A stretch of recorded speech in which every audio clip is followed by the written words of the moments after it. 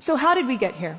How did we get to the point where a majority of immigration officers across continents, including Africa, feel that it's okay to treat people from my continent like second-class citizens of the world?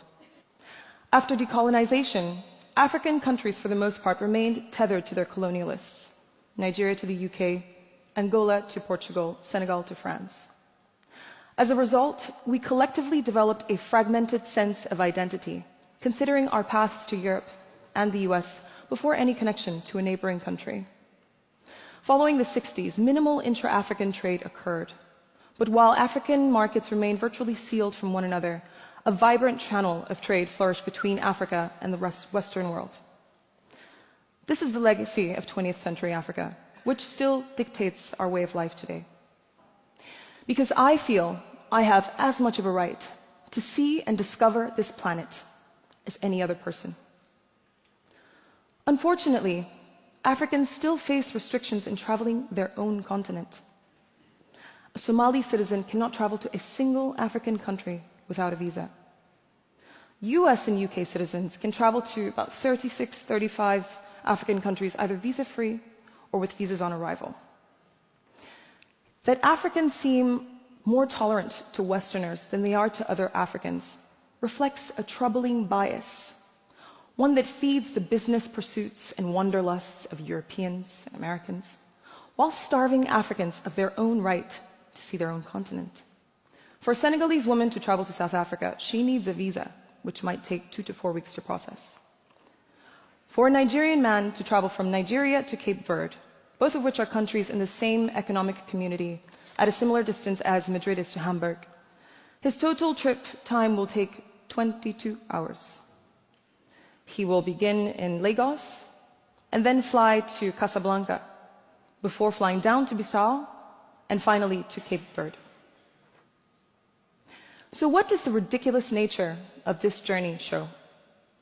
Well, it demonstrates how a lack of infrastructural connectivity complements our lack of knowledge of one another. It's bad enough that the world makes it difficult for many of us to visit North and South America, Europe and Asia. It's even worse when we impose these restrictions on ourselves. It prevents the average African from wanting to discover the world. It allows for a missed global education for Africans.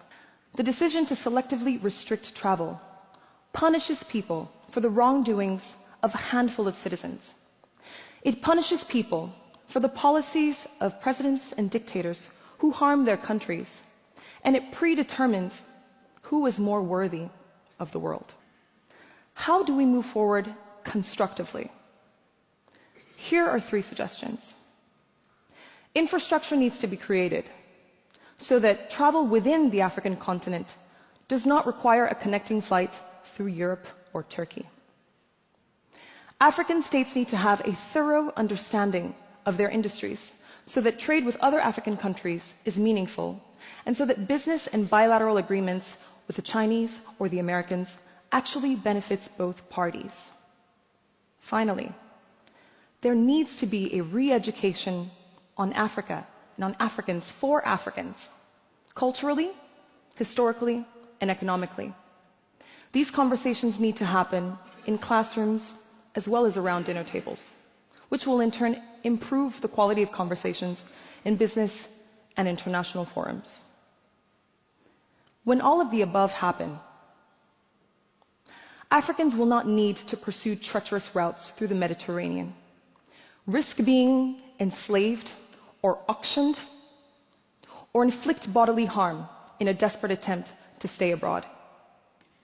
We as Africans are responsible for creating an Africa that is stable and that presents real growth opportunities. To be sufficiently curious about one another and to treat each other with respect. The solution to the mistreatment of Africans is in the hands of Africans. We as Africans are responsible for creating an Africa that is politically stable, intellectually empowered, and socioeconomically integrated. As recently stated by the President of Ghana, once African countries start taking themselves seriously, the world will follow. To realize that if an American citizen can travel visa-free to South Africa, then a citizen of Niger, should be allowed the same right. And it is the responsibility of the rest of the world to resist the temptation to make fast money in Africa and to instead consider mutually beneficial long-term opportunities. And maybe, just maybe, together we can create a world that is more welcoming to Africans, not just Africans, but more importantly, one in which we Africans are welcoming to each other. Thank you.